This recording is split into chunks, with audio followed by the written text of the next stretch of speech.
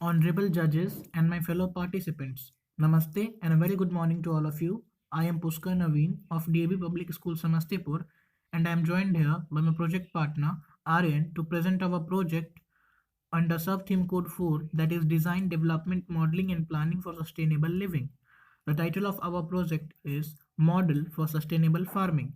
We have made this project to boost farmers' income as well as soil's health. We have completed this project under the guidance of our guide teacher, Mr. S.K. Roy sir.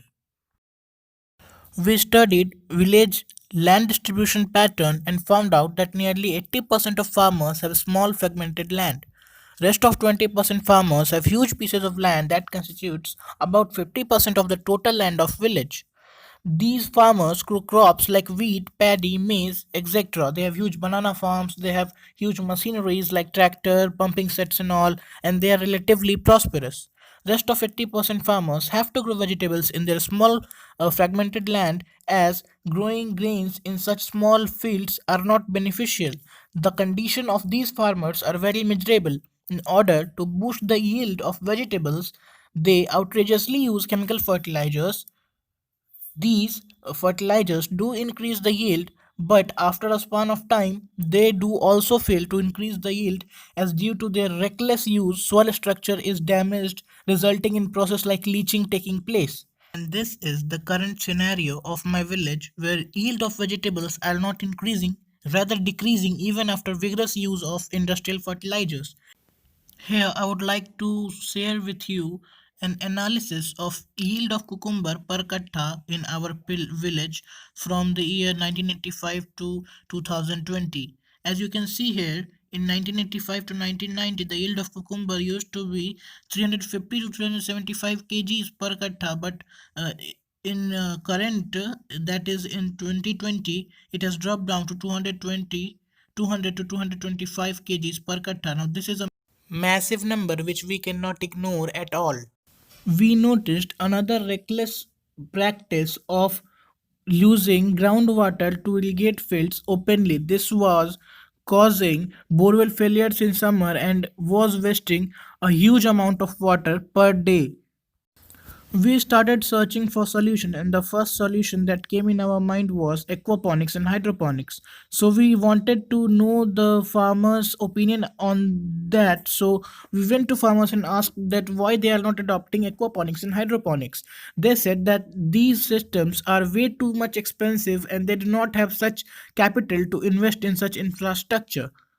So we decided to make a model which is cost efficient, which increases yield of vegetables and also replenishes soil health and also increases the income of farmers. This is our model, which is actually a fusion of aquaculture along with horticulture along with hydroponics and solar drip irrigation system. The solar panel provides energy for the motor to run, and the water is provided in the fish tank where fishes are cultured. When the fishes are fed, they excrete ammonia through their gills, primarily in the form of unionized ammonia. Now, this unionized ammonia is highly toxic for the fishes. Since unionized ammonia is highly soluble when it contacts water, it forms ammonium, which is non toxic. However, a portion of ammonia remains in its unionized form, which needs to be eliminated, otherwise, it would harm fish if reaches a certain level. Basically, percentage of ammonia in fish water should be kept less. So if some percentage of ammonium present in the water gets used up, then some more unionized ammonia gets converted into ammonium. Hence, it never reaches the danger level.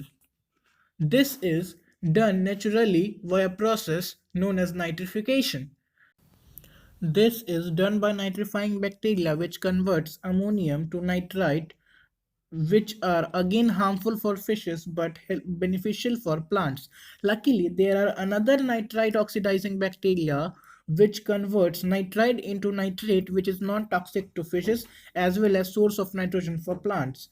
Now, this nutrient-rich water is provided directly to the plant root to meet their nutritional need via drip irrigation system, which also eliminates any possibility of water wastage. This fish water is highly rich in nitrogen, potassium, and phosphorus. So all these three micronutrients are provided to the plants by this fish water, and hence in this way it replaces chemical fertilizers. Now there are some other micronutrients too which is needed for plants growth. So this we have also looked for their alternatives too. For example, the need of calcium is fulfilled by adding eggshells or lime to the soil. Now adding lime to the soil is known as liming. This liming helps in increasing the rate of infiltration. It also increases nutrient availability in soil. It also helps in improving the soil structure, and it in this way it helps in replenishment of the soil. Hence, in this way, the soil is also replenished. Now, if we look up into the capital needed to set up this model is 30 to 40,000 per kattha. If we compare it with aquaponics and hydroponics, then it is way too low, as aquaponics and hydroponic systems cost around about 2 lakh to 3 lakh per kattha. Our model also provides an extra income to the farmers in the form of selling fishes. Hence, in this way, our model is not only cost efficient but is also increases the yield of soil, income of farmers, as well as it replenishes the soil. This is completely organic and eco-friendly, and in this way it is sustainable too. Thank you.